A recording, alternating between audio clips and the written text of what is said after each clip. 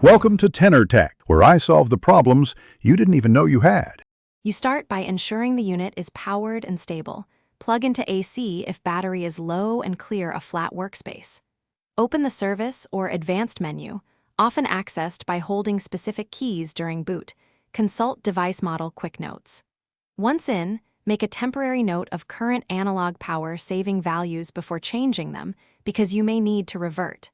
Do not skip this step. Accurate baseline values let you compare results and avoid drifting other power profiles unintentionally.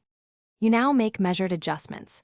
Change the analog power parameter in small increments, 1 to 5 units, so the system can stabilize between changes.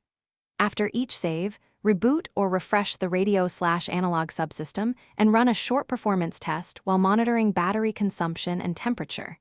If you see noise, instability, or excessive heat, revert the last change.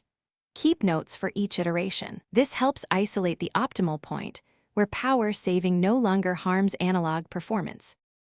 Finish by saving the chosen value into non-volatile memory and locking the profile if available, so accidental resets don't occur. Then run a realistic usage cycle, several hours or a typical session, to confirm no hidden drains or analog glitches emerge.